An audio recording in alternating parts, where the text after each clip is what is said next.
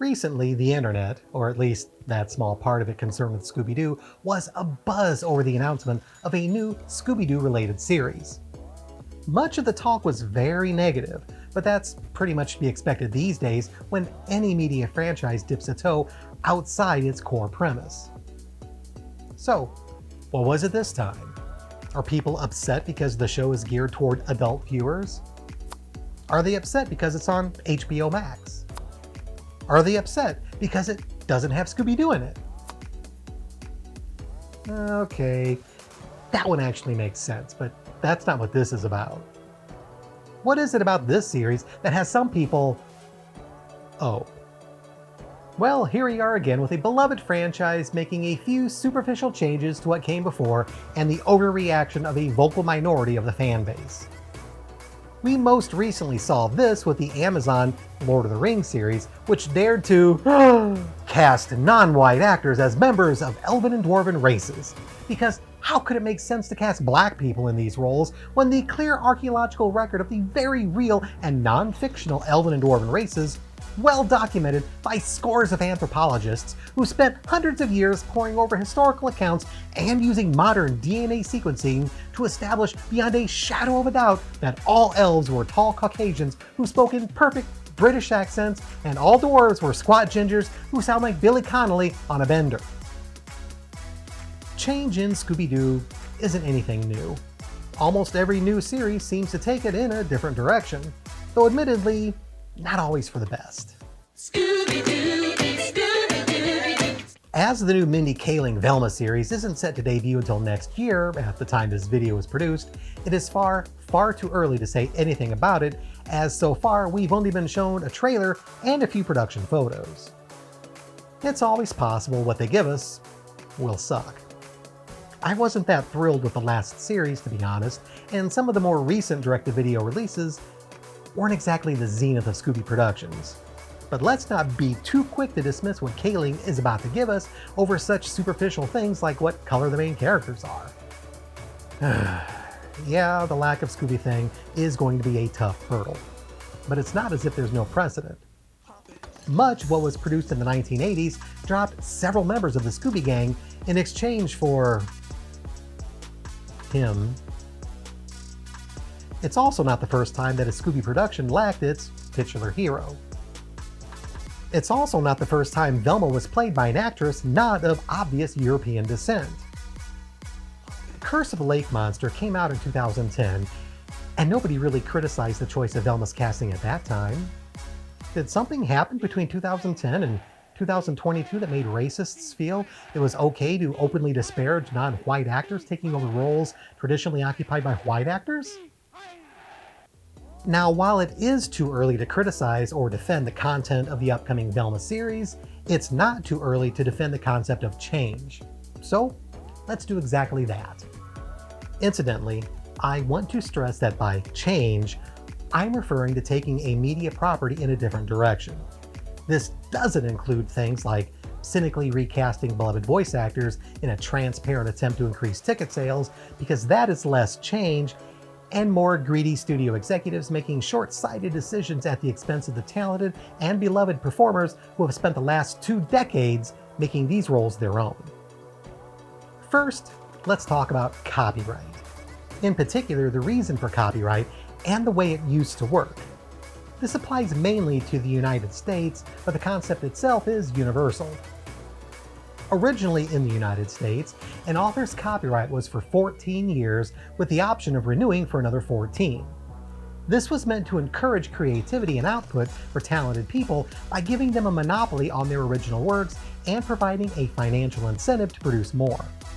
However, it was also understood that this monopoly would eventually end and society at large would have a chance to expand on whatever was created so that everyone would eventually benefit from the author's invention.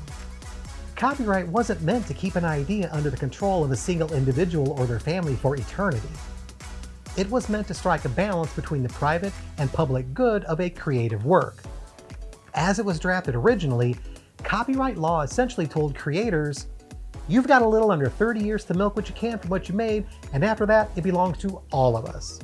With luck, someone will take what you made and expand on it so that society can increase the benefits of your work, which they might not otherwise be able to do if they have to ask for your permission. At a time when the average lifespan was under 50 years, copyright allowed a creator to maintain control of their creation for most of their life.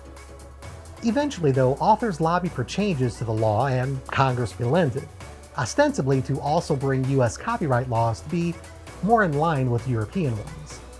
Copyright went from 14 years to 28, then to the life of the author plus 50 years, securing control over a creative work to at least the next generation of the author's children.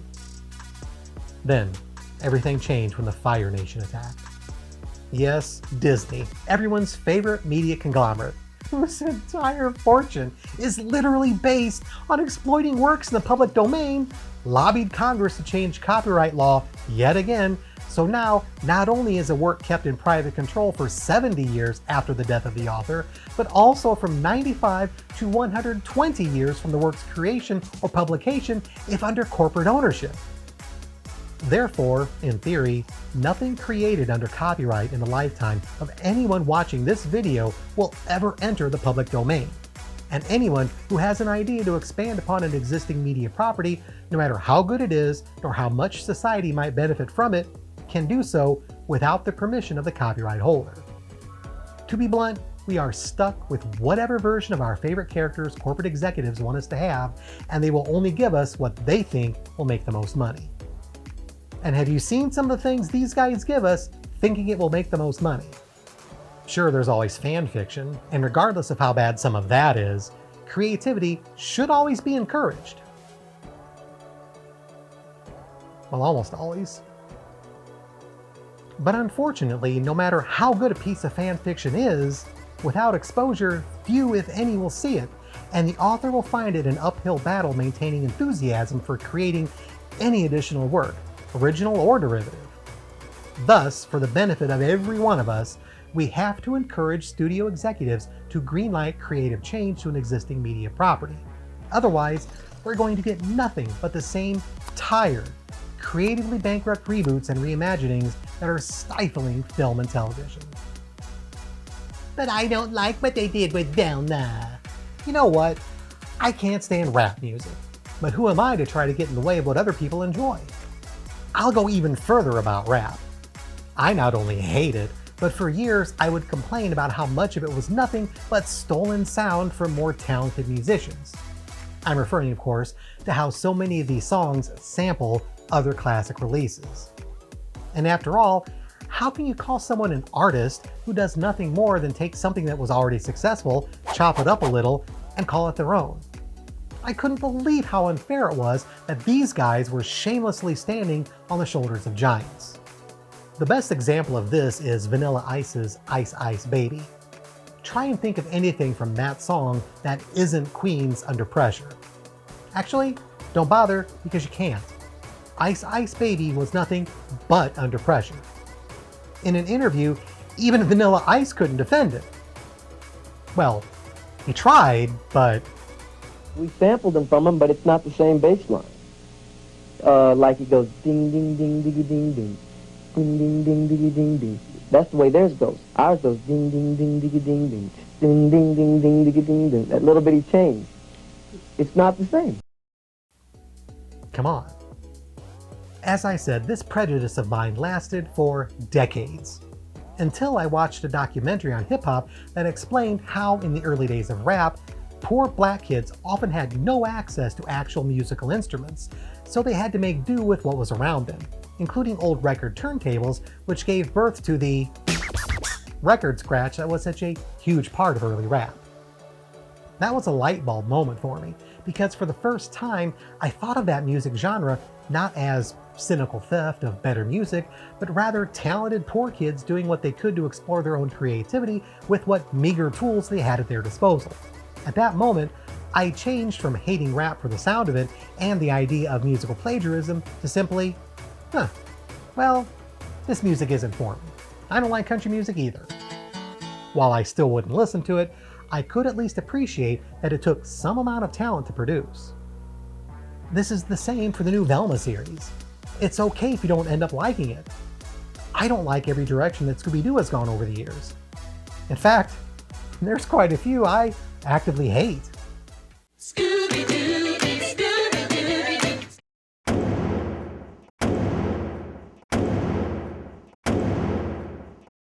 Speaking of hate, sometimes something you think will be terrible can surprise you. While I haven't done a lot of anime or manga related videos, I'm a huge fan, but I've only been one for a little over a decade. Anime wasn't as accessible when I was a kid compared to where we are now, and though there were a few films I saw at the time like Akira or Vampire Hunter D, it never really grabbed me. Then around 2010, a website I don't really go to anymore for various reasons, started featuring a bunch of photos mocking an anime character. They were all over the site for a while, and it made me curious enough to see what it was all about. I decided to download an episode, if for nothing more than just wanting to be in on the joke, but to my surprise, I ended up loving the show. It got not only me, but my daughter hooked as well, and the two of us became massive anime fans. Although our tastes differ. I'm into the comedic, lighthearted slice of life stuff, and she prefers...